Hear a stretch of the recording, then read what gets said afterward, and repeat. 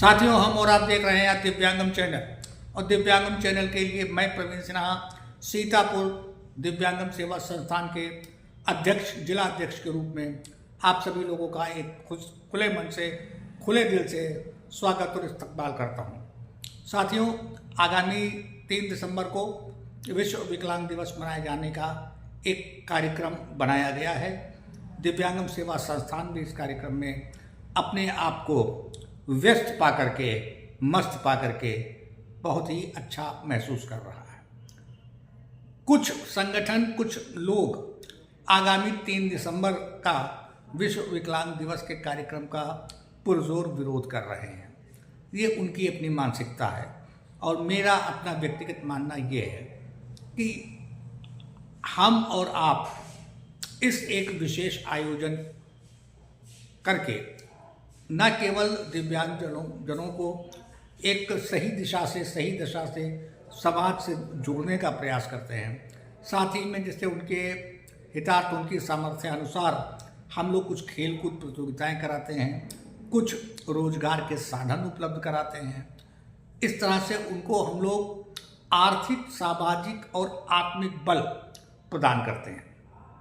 साथियों, मेरा आप सभी लोगों से अनुरोध है कि 5 दिसंबर को एक हम पूरा प्रयास कर रहे हैं। भी आगे जो अगला एपिसोड और आएगा उसमें भी हम और अधिक अच्छी स्थिति क्लियर कर देंगे। 5 दिसंबर को विश्व विकलांग दिवस के एक पखवाड़े के जो कि बनाया जा रहा है, इसमें सीतापुर में एक हम लोग कार्यक्रम कर रहे हैं। इसमें दिव्यांग लोगों को तो आमंत्रित करना ही करना है, उनका कार्यक्रम है, उन्हीं के लिए कार्यक्रम है। और उनके साथी लोग, उनके कुछ बड़े भाई बहन, कुछ मित्रवत लोग और कुछ बेटे लोग मिल के कार्यक्रम कर रहे हैं। तो मेरा एक आप सभी लोगों से गुजारिश है कि आप सब लोग पहुँचें। और सकलांग लोगों का पहुँचना इसलिए ज़रूरी है क्योंकि उनकी हौसला अफजाई इन दिव्यांग लोगों के लिए एक संजीवनी का काम करेगी। साथियों, ये तो हुई आपको आमंत्रण देने की बात, निमंत्रण देने की बात। जो आज का प्रमुख मुद्दा है वो मुद्दा है हिंदुस्तान में फर्जी तरीके से नागरिकता हासिल करने का। साथियों, आपने बिल्कुल सही सुना। हिंदुस्तान में वैसे तो ये कहा जा सकता है कि पूरे मुल्क में एक रैकेट चल रहा है, एक जाति विशेष का चल रहा है, एक धर्म विशेष का रैकेट चल रहा है। जो रैकेट आपको आधार कार्ड, वोटर कार्ड और तमाम तरह के दस्तावेज उपलब्ध करा करके आपको भारत का नागरिक घोषित कर रहा है। मैंने आज से लगभग 10-15 साल पहले एक अखबार का एडिटोरियल पढ़ा था, संपादकीय पढ़ा था, जिसमें स्पष्ट रूप से लिखा था कि पश्चिम बंगाल में जो लोकसभा की 42 सीटें हैं, इस राज्य में बांग्लादेश से होने वाली घुसपैठ इन 42 में से 26 सीटों को प्रभावित करती है लोकतांत्रिक प्रक्रिया में। आप समझ रहे हैं मैं क्या कह रहा हूँ। उसकी एक वानगी अभी कुछ दिन पहले एक हमको किसी ने व्हाट्सएप भेजा था।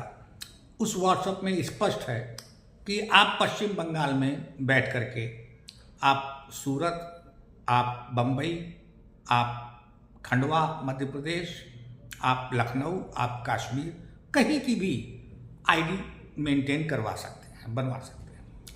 इससे ये पता चलता है कि पश्चिम बंगाल में किस तरह से राज्य सरकार इन सभी कार्यक्रमों पे पर्दा डाल रही है। इसकी एक वानगी अभी हम लोगों ने जो महाराष्ट्र में चुनाव हुए, हमने वहाँ देखा कि 12-14 साल की एक बिटिया बुर्का डाल करके आधार कार्ड लेकर के वोट डालने के लिए लाइन में लगी। हद तो हो गई तब जब बुर्का डाल के एक मर्द, एक आदमी वोट डालने के लिए आगे बढ़ा। अब सवाल इस बात का है कि लोग कह रहे हैं कि पुलिस ने उसको गैर कानूनी तरीके से रोका, लेकिन जिस वक्त पुलिस ड्यूटी पर होती है उसके लिए कानून और गैर कानूनी तरीका कुछ नहीं होता। उसको संविधान की रक्षा करनी है, उसको कानून का अनुपालन करना है। साथियों, ये जो रैकेट एक चल रहा है, इस रैकेट को रोकने के लिए केंद्र सरकार को अपने हाथ में कुछ विशेष अधिकार का प्रयोग करना पड़ेगा, चाहे उनको संबंधित राज्य सरकारों को बर्खास्त करना पड़े, चाहे संबंधित पुलिस अधिकारियों को बर्खास्त करना पड़े। इन तरीके के जो कार्यक्रम हैं जिससे हमको लोकतंत्र की रक्षा करनी है, इसके लिए एक दूसरा सबसे बहुत बढ़िया तरीका है कि एक है तो सेफ है। ये बहुत ही लोकप्रिय नारा है। हम सब लोगों को एकजुट होकर के इस मुहिम के खिलाफ एक कार्यक्रम करना चाहिए, एक कैंपेन करना चाहिए।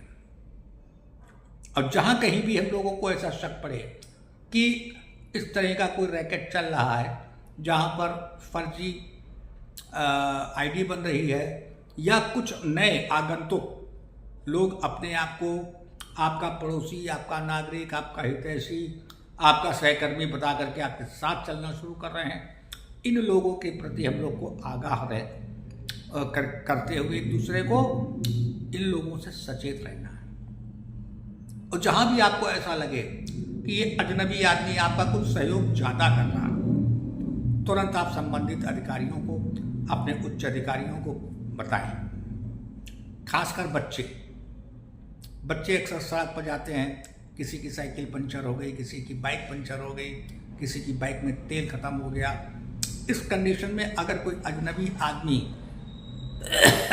ऐसा आदमी जिसको आपने अपने आजू बाजू अड़ोस पड़ोस में कहीं नहीं देखा, और वो अचानक आकर के आपकी हेल्प करने लगे, तो इसकी इत्तला घर वालों को और अपने क्षेत्रीय पुलिस को जरूर दें। साथियों, अगले एपिसोड में 3 दिसंबर की तैयारी के साथ मैं आपसे कुछ और बातचीत करूंगा, आपसे रूबरू होऊंगा आपके साथ। लेकिन जाने से पहले अपने युवा साथियों से हर बार की तरह एक बात कहूंगा। जैसे आप मेरा लिबास देख रहे हैं कि स्वेटर और ऊनी कपड़ों से मैं अपने आप को महफूज किए हुआ हूँ कि ताकि सर्दी ना लगे, उस तरह से आप भी अपने आप को इस बदलते हुए मौसम में, ठंड के मौसम में अपने आप को बचाएं। और एक ख़ास बात जो अचानक मुझे अभी आपके साथ बात करते करते याद आ रही है, वो ये है कि अभी राज्य RBI ने जो एक नया कानून का पैतरा ला के रख दिया है कि जिन पेंशन होल्डर्स को NPCI या DBT जिन्होंने नहीं कराया है, वो लोग पेंशन से वंचित रह जाएंगे। चूँकि RBI का आदेश है, केंद्र सरकार का आदेश है, हमारी सरकारों का आदेश है, इसलिए हमको NPCI करानी है। लेकिन मैंने सीतापुर के जिलाध्यक्ष के रूप में एक चीज़ ये देखी कि कई दिव्यांगों के अलग अलग खाते हैं, उनका कहीं आधार कार्ड फीड है, कहीं नहीं फीड है। तो आप सभी दिव्यांग साथियों से एक निवेदन है कि NPCI कराएं, अपना आधार कार्ड अपने पेंशन वाले अकाउंट से जोड़ाएं, और अगर कहीं 2 खाते हैं, दूसरे खाते में पेंशन जा रही है, तो परेशान ना हो, दूसरे खाते से पेंशन आप विड्रॉ कर सकते हैं। एक बात वानगी के रूप में देखने में आई है सीतापुर के 1-2 दिव्यांगों के साथ, कि गैर जनपद में उनकी जानकारी के बिना उनके खाते खुल गए और उसमें पेंशन जा रही है। स्थिति यह है कि टके की बुलबुल और 9 टका के चोट सह लेंगे कि जितनी पेंशन नहीं है उतना उनका वहाँ आने जाने में खर्चा हो रहा है। ऐसी स्थिति में मेरा राज्य सरकार से, विकलांग कल्याण विभाग से, जिसका नाम दिव्यांग जन सशक्तिकरण कार्यालय रख दिया गया है, इस कार्यालय के अधिकारियों से मेरा निवेदन है कि वो निस्वार्थ भाव से ऐसे दिव्यांग साथियों की मदद करें, और NPCI से किसी भी दिव्यांग साथी को, किसी वृद्धावस्था की पुरुष को, किसी विधवा महिला को, हमारी माताओं बहनों को कहीं भी कष्ट ना हो। NPCI आपकी खातों को अपडेट करने का आपके लिए KYC के रूप में है।